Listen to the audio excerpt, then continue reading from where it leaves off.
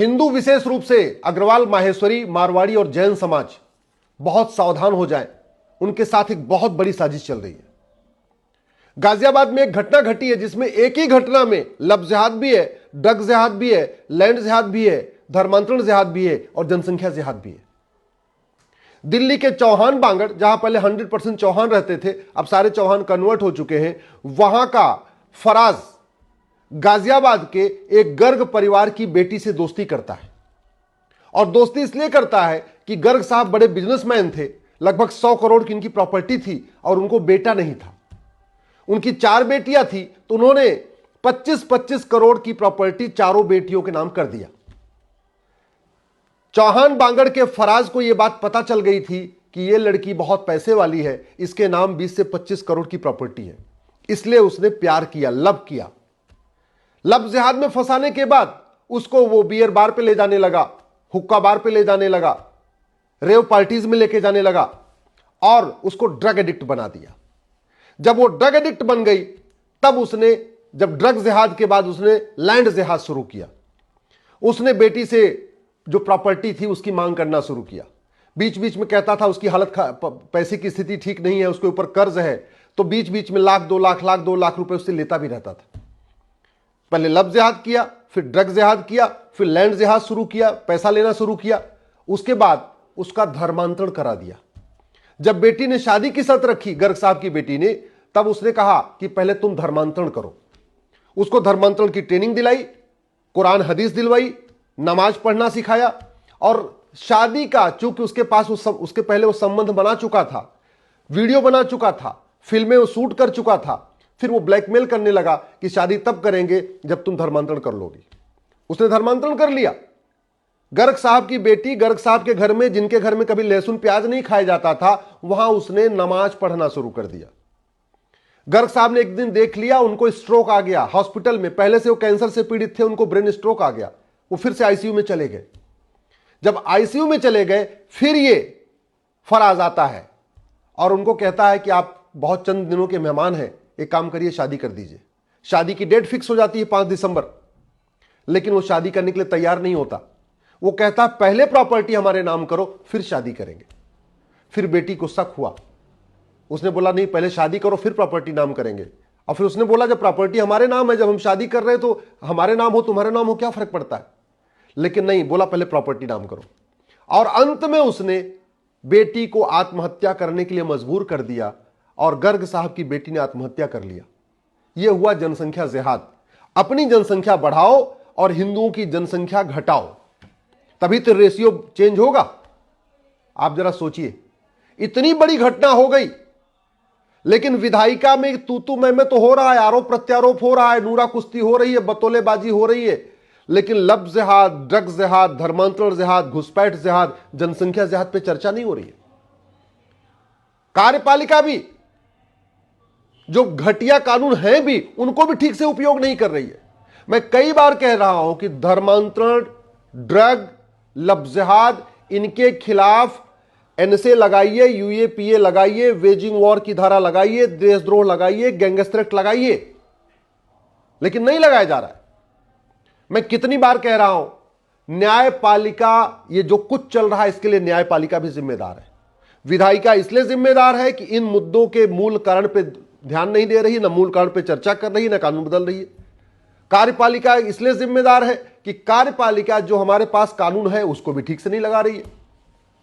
न्यायपालिका को अलगाववादियों, माओवादियों, नक्सलियों, जिहादियों की ह्यूमन राइट की चिंता है। न्यायपालिका को ऐसे मामलों में कोई लेना देना नहीं है। उनको तो लगता है ये सब राइट टू लाइफ का मामला है, उनको तो लगता है धर्मांतरण भी फ्रीडम ऑफ रिलीजन का मामला है।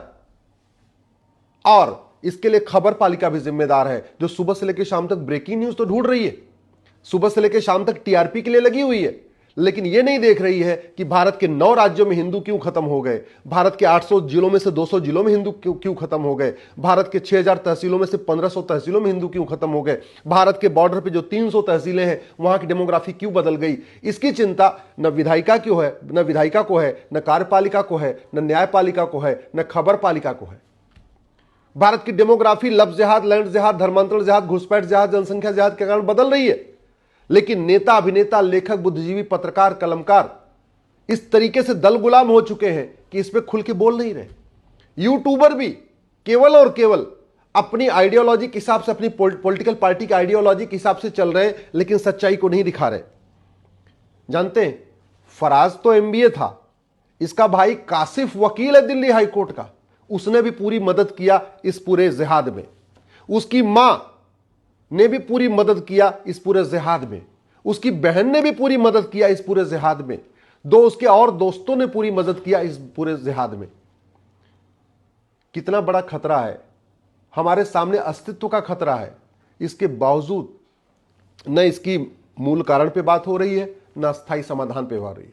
मूल कारण है वो सोच कि हमारी संख्या बढ़नी चाहिए, बाकियों की संख्या घटनी चाहिए, और उस सोच को हम खत्म नहीं कर रहे। वो जो पाक नापाक की सोच है, हराम हलाल की सोच है, उस पर चर्चा ही नहीं हो रही है। ऊपर से ये माइनॉरिटी और बने हैं, जितने लब जिहादी हैं, जितने ड्रग जिहादी हैं, जितने घुसपैठी हैं, जितने धर्मांतरण कराने वाले जिहादी हैं, जितने जनसंख्या जिहाद करने वाले हैं, ये सारे माइनॉरिटी का फायदा और ले रहे हैं। क्यों फायदा ले रहे हैं? हमने माइनॉरिटी को डिफाइन नहीं किया। क्यों इनका सारा खेल चल रहा है? हमने इनके ऊपर कठोर कानून नहीं लगाया। क्यों ये लब जिहाद, ड्रग जिहाद, घुसपैठ जिहाद, धर्मांतरण जिहाद चल रहा है? क्योंकि इनके ऊपर इनके मन में कानून का खौफ नहीं है। और कानून का खौफ इसलिए नहीं है कि एक तो कानून घटिया है, और जो है भी एनएसए है, यूएपीए है, वेजिंग वॉर है, देशद्रोह गैंगस्टर, उसको भी हम लगा नहीं रहे। क्यों इनको खौफ नहीं है? क्योंकि इनको सजा नहीं होती। और सजा क्यों नहीं होती? इनके खिलाफ कोई गवाही देने तो आता नहीं। बड़ी सीधी सी बात है। इस पूरी घटना में चूंकि जो गर्ग साहब की बेटी थी और गर्ग साहब, इसके अलावा और कोई तो विटनेस है नहीं, तो और कोई आके गवाही देगा नहीं। और स्वाभाविक सी बात है, उधर से उसकी मां तो कहेगी नहीं कि मेरा बेटा हत्यारा है, उसकी मां तो कहेगी नहीं मेरा भाई बेटा जो है जिहादी है। तो ये कुछ दिन के बाद सबूत के अभाव में छूट जाएंगे। सबूत के अभाव में क्यों छूट जाएंगे? क्योंकि हमने नार्को पॉलीग्राफ ब्रेन मैपिंग कानून नहीं बनाया। हमने अगर कानून बना दें और झूठी गवाही को गंभीर अपराध कर दें, झूठे एफिडेविट को गंभीर अपराध कर दें, तो क्या होगा? ये सच सामने आ जाएगा। इसके खिलाफ, इसके पक्ष में कोई झूठी गवाही देगा नहीं, तो फटाफट सजा हो जाएगी। लेकिन चूंकि हमने न तो झूठ को गंभीर अपराध बनाया, न झूठ पकड़ने के लिए नार्को पॉलीग्राफ ब्रेन मैपिंग कानून बनाया, न हर जिले में हमने लैब बनाई, तो गवाहों के बयान होते हैं, तारीख पे तारीख चलती है, 10 साल 20 साल मुकदमा चलता है। और कानून इतना घटिया है कि न किसी की नागरिकता खत्म होती है, न किसी को आजीवन कारावास फांसी होता है, न किसी की 100% संपत्ति जब्त होती है। इसलिए मैं सभी माननीय मुख्यमंत्रियों से, विशेष रूप से माननीय प्रधानमंत्री से आग्रह कर रहा हूं, आप समान शिक्षा लागू करिए। समान नागरिक संहिता बाद में भी लागू हो जाए चलेगी, पहले समान शिक्षा लागू करिए। पहले 1 nation 1 education board, 1 nation 1 syllabus, 1 nation 1 curriculum लागू करिए। 10वीं तक सबकी किताब एक करिए। ये नफरत फैलाने वाले मदरसे जब तक चलेंगे, भारत में शांति नहीं आ सकती। दुनिया में जहां पे भी मदरसा है, वहां पे भी दूसरे पंथ के मानने वालों की आजादी खत्म हो चुकी है। और एक बात मैं और बता दूं, जिस दिन 33% हो गए, मात्र 33%, याद रखिएगा, न संविधान चलेगा, न समता चलेगी, न समानता चलेगी, न लोकतंत्र चलेगा, न पंथ निरपेक्षता चलेगी। जिस दिन 33, क्योंकि सरकार बनाने के लिए 33% वोट चाहिए, जिस दिन 33% हो गए, ये बाबा साहब अंबेडकर का संविधान बदल दिया जाएगा। इसमें से equality, justice, liberty, fraternity, unity, integration निकाल दिया जाएगा। और जिस दिन 33% हो गए, वही हालत होगी जो अफगानिस्तान में हिंदुओं की हो रही है, जो पाकिस्तान में हिंदुओं की हो रही है, जो बांग्लादेश में हिंदुओं की हो रही है, जो कश्मीर में हिंदुओं की हुई, जो संभल में हिंदुओं की हुई, वही स्थिति होगी। और ये स्थिति इसलिए तेजी के साथ बदल रही है क्योंकि लब जिहाद पे हमने कठोर कानून बनाया नहीं, धर्मांतरण जिहाद पे हमने कठोर कानून बनाया नहीं, घुसपैठ जिहाद पे हमने कठोर कानून बनाया नहीं, जनसंख्या जिहाद के खिलाफ कठोर कानून बनाया नहीं, ड्रग जिहाद के खिलाफ कठोर कानून बनाया नहीं, तो ये जिहाद बढ़ता चला जा रहा है। इसलिए मेरा आपसे निवेदन है, इस वीडियो को सुनने के बाद इसको शेयर करिएगा, अधिक से अधिक शेयर करिएगा, क्योंकि जिस तरीके से ये पूरा मामला बड़े ऑर्गेनाइज तरीके से चल रहा है, अगर नहीं रोका गया तो जो आज बांग्लादेश में हो रहा है ना, यही कल को पूरे भारत में होगा।